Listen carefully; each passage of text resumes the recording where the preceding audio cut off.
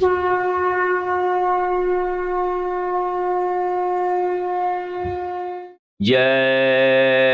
गुरुदेव। कोटि कोटि करूं वंदना, अरब खरब प्रणाम। चरण कमल बिसरूं नहीं, जय गुरुदेव नाम।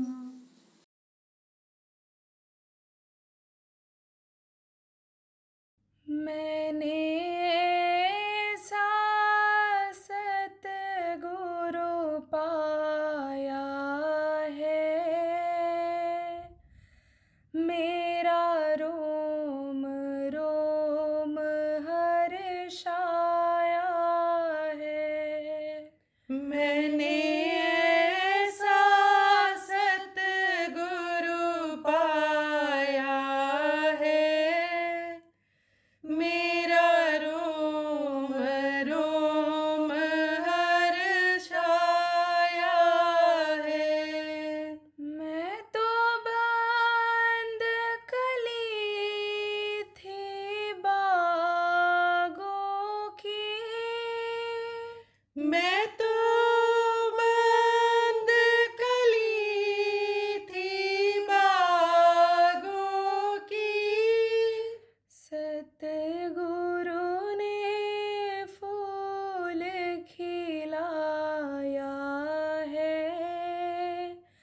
मेरा रोम रोम हर्षाया है। सतगुरु ने फूल खिलाया है, मेरा रोम रोम हर्षाया है। मेरे अपनों ने मुझे ठुकराया, मेरे अपनों ने मुझे ठुकराया। सतगुरु ने गले से लगाया है, मेरा रोम रोम हर्षाया है।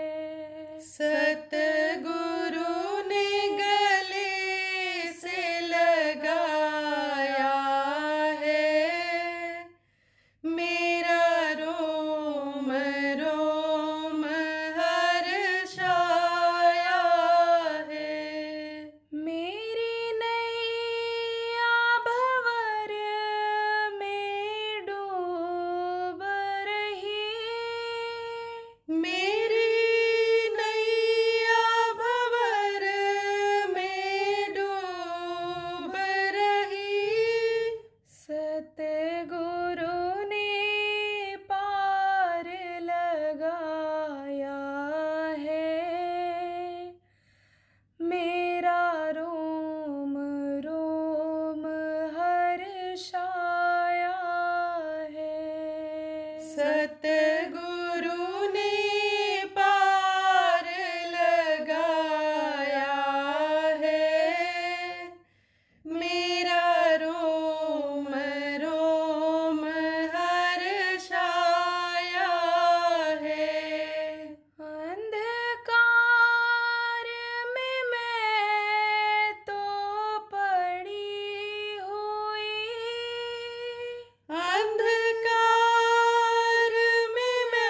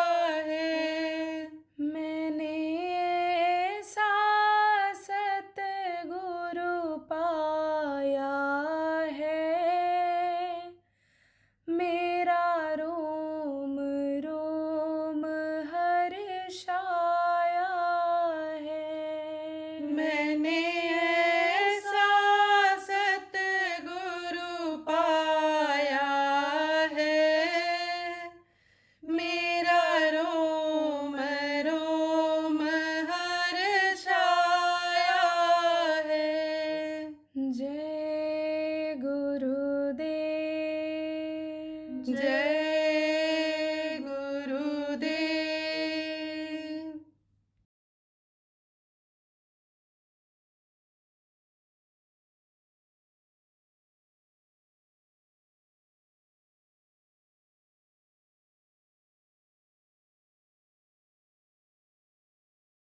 आप जो समझदार लोग, पढ़े लिखे लोग बैठे हो, आपसे पूछा जाए कि दुनिया किसने बनाया, ये पेड़ पौधे पहाड़ किसने बनाए, ये पशु पक्षी किसने बनाया, ये आसमान में उड़ने वाले पक्षियों को, जल में रहने वाले जीवों को किसने बनाया, इस मनुष्य शरीर को किसने बनाया, तो कहोगे भगवान ने बनाया।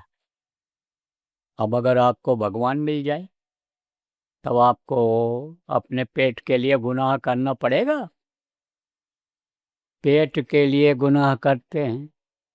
आप पे समझो बढ़िया खाना होना चाहिए, बढ़िया बिस्तर होना चाहिए, बढ़िया गाड़ी घोड़ा मकान होना चाहिए, इसीलिए गुनाह लोग करते हैं। तब गुनाह करने की ज़रूरत नहीं पड़ेगी। फिर तो जो इच्छा की नहीं मनमाही, जिस चीज़ की आदमी इच्छा करता था उसकी वो इच्छा पूरी हो जाती थी। देखो, राम लक्ष्मण और सीता और हनुमान का नाम विदेशों में भी बहुत लोग जान गए। तो लक्ष्मण को शक्ति बाण लगा था, तब वैद्य ने कहा था कि बूटी आ जाए, संजीवनी आ जाए। संजीवनी अगर आ जाएगी तो ये बच जाएंगे, और नहीं तो सवेरा होते ही खत्म हो जाएंगे। तब किसको हुक्म हुआ था? पवन पुत्र हनुमान को। तब वो कैसे गए थे संजीवनी लाने के लिए? कम समय में रात यानी खत्म होने से पहले कैसे संजीवनी ले आए थे? उड़ करके गए थे।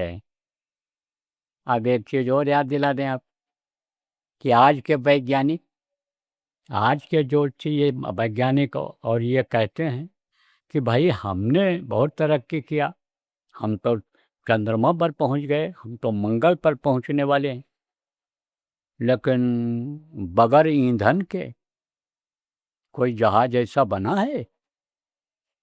बगैर तेल डाले या बगैर कुछ में उपकरण बनाए, यानी बगैर नट बोल्ट के बनाए, बगैर किसी धातु के लगाए, कोई ऐसा बना है कि जो जिससे बैठ करके ऊपर उड़ करके चले जाएं?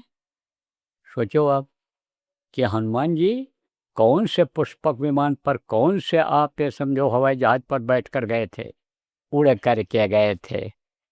तो प्रेमियों, सच पूछो तो शक्तियाँ होती हैं, अनुमा गरिमा महिमा लघमा वशीकरण, ये सब सिद्धियाँ हैं।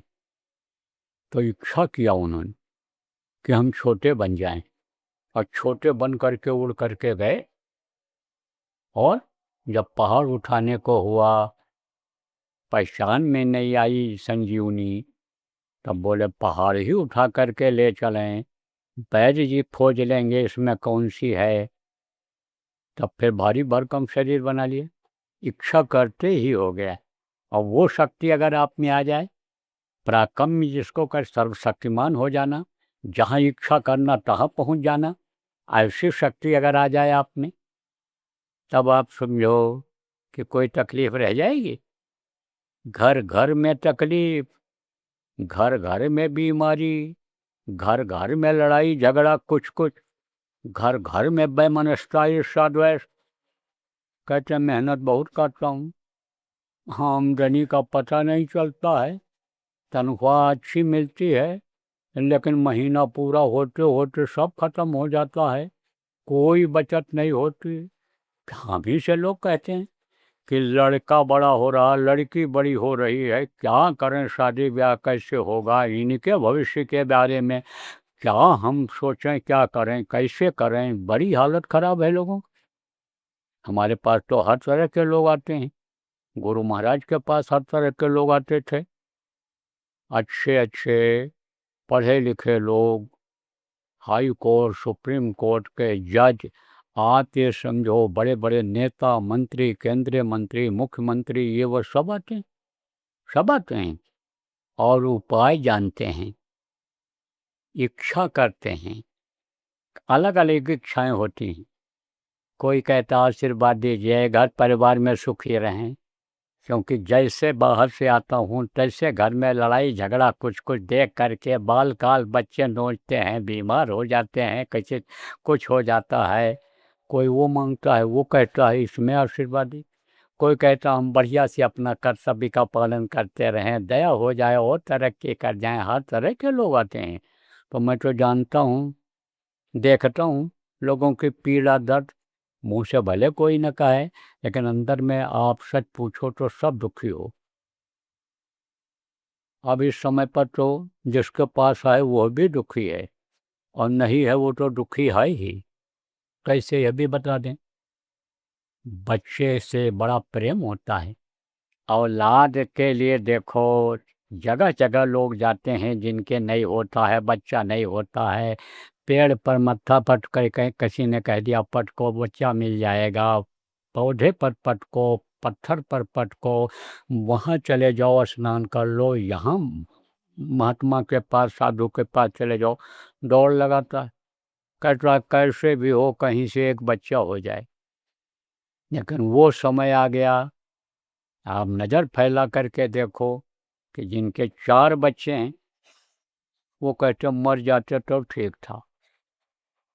कहो अरे क्या कमी होगी आपको, 4 बहुएं, 4 बच्चे, पोते नाती सब आपके खूब सेवा करते हों।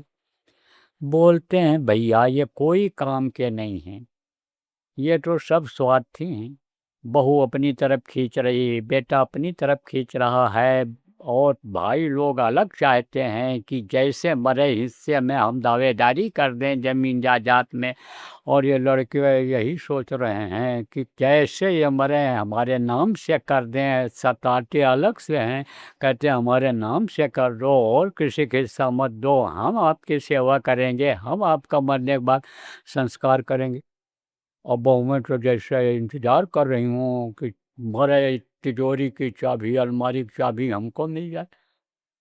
अरे ऐसा भी जो सास बैठी हैं कहती हैं कि डरती हूँ पैर दबाने में, कि कहीं पैर दबाते दबाते बहू गला न दबा दे तिजोरी की चाबी के चक्कर में। तो भाई दुनिया स्वार्थी होती चली जा रही है, दुखी सब हैं। नानक साहब थे, कौन थे? महात्मा थे, गुरु नानक जिनको कहा जाता है, यहीं बगल में आपके पंजाब है, यहीं हुए हैं। तो उन्होंने कहा नानक दुखिया सब संसार, सब दुखी हैं, सुखी वही जो नाम आधार, जो नाम को पकड़ लेता है। जिसके लिए संतों ने कहा तू नाम जपन क्यों छोड़ दिया, काम न छोड़ा, क्रोध न छोड़ा, लोभ न छोड़ा, सार बचन क्यों छोड़ दिया, जो सार चीज़ है असली चीज़ है उसको तूने क्यों छोड़ दिया। तो अब नाम क्या है आपको बताऊंगा। देखो प्रेमियों, नाम 2 तरह का होता है, एक होता है मुंह से लेने वाला नाम, और एक होता है सुनने वाला नाम। तो जो मुंह से लेने वाला नाम होता है वो लिखन पढ़न और कहन में आया, सोई को वर्णात्मक गाया। मुंह से लेने वाले नाम को वर्णात्मक नाम कहते हैं। वर्णमाला है ना, काखा गा घा आबा सादा, यह सब ये वर्णमाला में है, ABCD ये वर्णमाला है। तो जो कहने सुनने में आता है नाम, देखो वर्णमाला में अक्षर हैं, तो जा या और गु रू ये सब अक्षर हैं। तो ये जब जुड़ते हैं तब वो नाम बनता है। कैसे आपका नाम है मोहन, तो म परो का मात्रा हा और नाम मोहन, अलग अलग नाम है लेकिन जोड़ोगे तब नाम बन जाएगा। ऐसे जो मुँह से लेने वाला नाम होता है वो वर्णात्मक नाम कहलाता है, और ध्वन्यात्मक नाम होता है। तो वर्णात्मक नाम तो ये बदलते रहते हैं, और ध्वन्यात्मक नाम कभी नहीं बदला। दोनों आपको बताऊंगा। जय गुरुदेव। परम संत बाबा उमाकांत जी महाराज के आगामी कार्यक्रम की सूचना के पश्चात सत्संग पुनः प्रसारित होगा। जय गुरुदेव। आ रहा है शब्द योग भेदी गुरु काफिला बाबा उमाकांत जी महाराज का सत्संग एवं नामदान कार्यक्रम दिनांक 23 जून 2026 दिन मंगलवार सुबह 9 बजे से। स्थान MN फार्म, गांव जड़ौदा, बिलासपुर रोड, नज़दीक फ्लावर वैली, जगाधरी, यमुनानगर, हरियाणा। संपर्क नंबर 9466037917 व 9416121036। जय गुरुदेव। देखो प्रेमियों, ये 4 युग है, सतयुग, त्रेता, द्वापर और कलयुग। तो त्रेता में देखो राम नाम में शक्ति थी। सतयुग में वर्णात्मक नाम की कोई जरूरत ही नहीं थी, क्योंकि ध्वन्यात्मक नाम को ही लोग सुनते थे। सबका आंख कान खुला हुआ था। शुरू में जब ये दुनिया संसार बना है, उस समय पर सतयुग ही था। तो कौन सा कान खुला था, कौन सी आँख खुली थी, वो मैं अभी आपको बताऊंगा, लेकिन उस समय पर खुला हुआ था। तो सब लोग दर्शन करते रहते थे, देवी देवताओं का, अन्य लोक के धनियों का, प्रभु का दर्शन करते रहते थे। उनकी आवाज़ वो बराबर सुनते रहते थे। लेकिन जैसे युग बदला, तैसे मलिनता आ गई, मन मोटा होने लग गया। तब त्रेता युग आया सतयुग के बाद। तब उसमें जो है वो राम भगवान को आना पड़ा। 12 कला लेकर के वो आए और उन्होंने जो है एक नाम को जगाया, राम नाम को। तो राम नाम में शक्ति आई और राम का बड़ा प्रचार हुआ और राम नाम की शक्ति का लोगों ने अनुभव किया। जो उनके नज़दीक में रहे, हनुमान को आप ये समझो कि अनुभव हो गया था। सुमेर पवन सुत पावन नाम और अपने बश कर राखो राम। जिस नाम से वो जुड़े हुए हैं, उनको याद करके आप ये समझो कि राम जो मनुष्य शरीर में थे, उनको अपने वश में कर लिया था।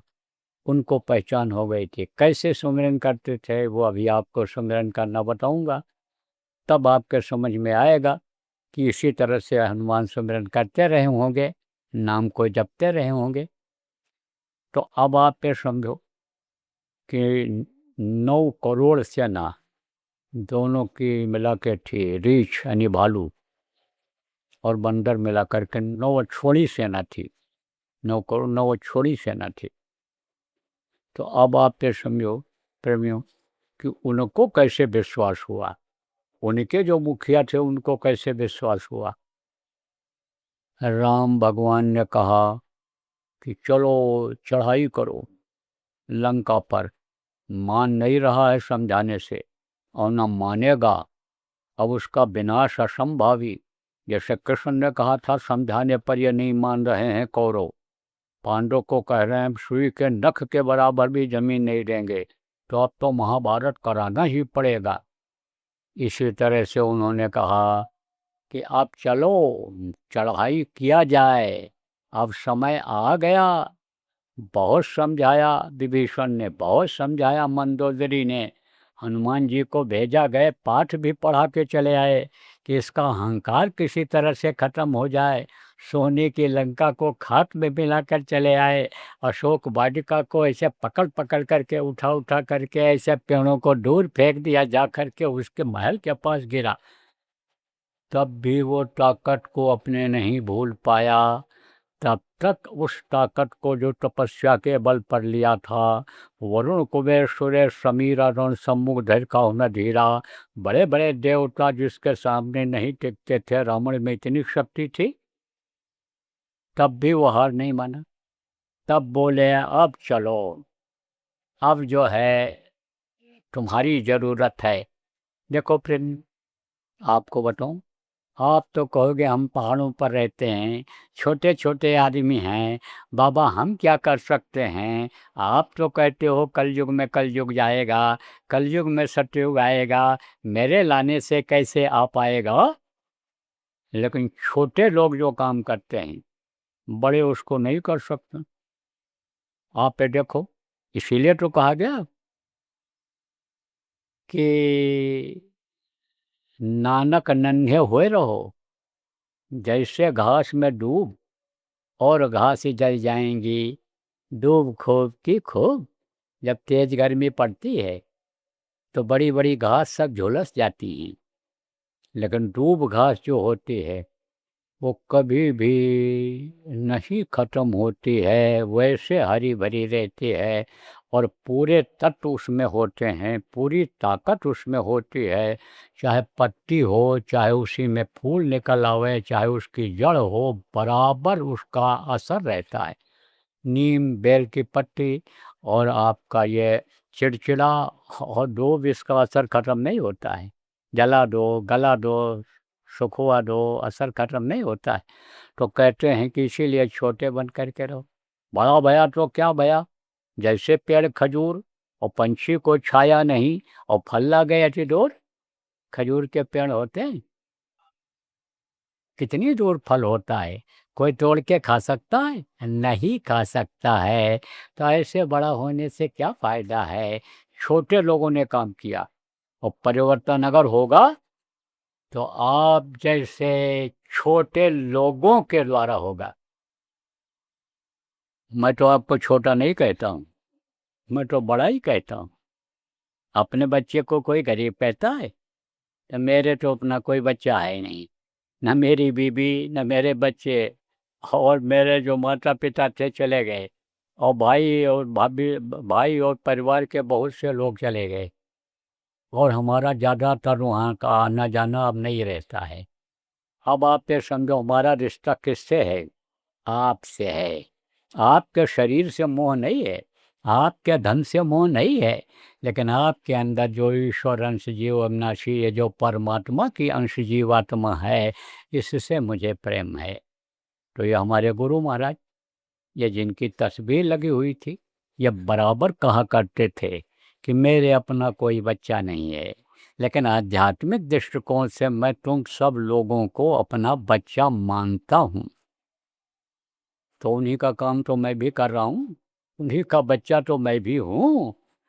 तो मैं कहाँ से ये भूलूँगा कि आप यानी समझो कि हमारे नहीं हो। आपको मैं अपना मानता हूँ, तो अपने को कोई नहीं ये कहता है। किसी की आँख एक फूट जाए या एक आँख चली जाए तो अपने लड़के को कोई काना कहता है, नहीं कहता है। अब आपका भाग्य, आपका अलग अलग संस्कार रहा, पिछले जन्म के ये कर्म आपके, आप ये समझो कोई गरीब घर में जन्म ले लिए, कोई अमीर घर में जन्म ले लिए, और कोई समझो कि आप अच्छे धार्मिक लोगों के यहाँ जन्म ले लिए। आप ही का कोई भाई, आप ही का परिवार का आदमी जन्म तो लिया आपके यानी परिवार में, लेकिन वो बिगड़ गया और आपके ऊपर दया हुई। आप यहाँ संस्कार बनाने के लिए आ गए, नाम लेने के लिए आ गए, उद्धार के लिए अपनी आत्मा के आ गए।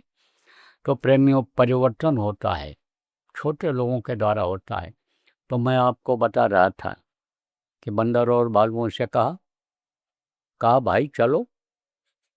तो देखो, जैसे मैंने बताया, गरीब अमीर मध्यम श्रेणी के, पढ़े लिखे अनपढ़ सब होते हैं फौज में जो भर्ती होते हैं। कोई थोड़ा कमज़ोर भी होता है, कोई कम दिमाग का होता है, कोई तेज दिमाग का होता है। आप ये समझो कि कोई कम पढ़ा, कोई ज़्यादा पढ़ा, हर तरह के होते हैं। तो वो बंदर और भालू जो कमज़ोर थे, हनुमान की तरह से उड़ करके नहीं जा सकते थे, उन लोगों ने कहा महाराज जाएंगे कैसे। बोले पुल बनाओ। राम भगवान ने कहा पुल बनाओ। तो कहा भाई पुल तो बनेगा कैसे। बोले पत्थर डालने से बनेगा। कहा महाराज इतने पत्थर कहाँ से आएंगे, समुद्र की गहराई का कुछ पता नहीं है। डालने लग गए लोग, डूबने लग गए पत्थर। तब बोले ऐसे नहीं, अब राम नाम लिखो पत्थरों पर और राम राम लिख करके समुद्र में डालो। तो आपने सुना होगा राम कथा में कि पत्थर के ऊपर राम राम लिख करके समुद्र में डाला गया था, सारे पत्थर तैरने लगे थे। लेकिन राम भगवान का भी समय खत्म हुआ, त्रेता युग खत्म हो गया। जिस काम के लिए वो आए थे, धर्म की स्थापना के लिए, सज्जनों की रक्षा के लिए, वो समय उनका हो गया, जाने का समय हो गया। तो वो भी अयोध्या में सरजू नदी बहती है, वहीं गुप्तार घाट पर गए और सरजू में कूद करके और अपना जो है वो प्राण त्याग दिया, चले गए इस दुनिया संसार से। जय गुरुदेव। आ रहा है शब्द योग भेदी गुरु काफिला बाबा उमाकांत जी महाराज का सत्संग एवं नामदान कार्यक्रम दिनांक 23 जून 2026 दिन मंगलवार सुबह 9 बजे से। स्थान MN फार्म, गांव जड़ौदा, बिलासपुर रोड, नज़दीक फ्लावर वैली, जगाधरी, यमुना नगर, हरियाणा। संपर्क नंबर 9466037917 व 9416121036। जय गुरुदेव।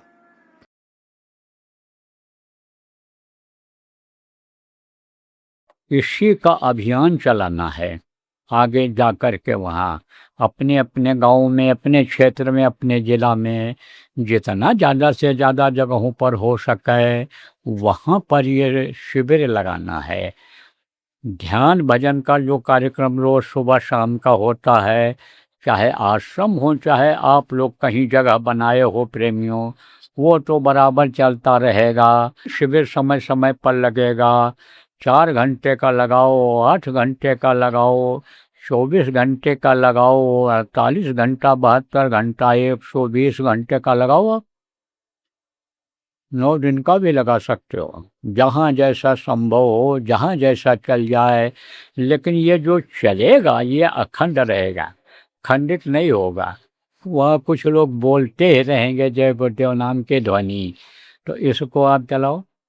इससे आपको बीमारियों में राहत मिलेगी और साधना करने में भी मदद मिलेगी। इसलिए इस अभियान को आप लोग प्रेमियों यहाँ से जाने के बाद भी चलाना।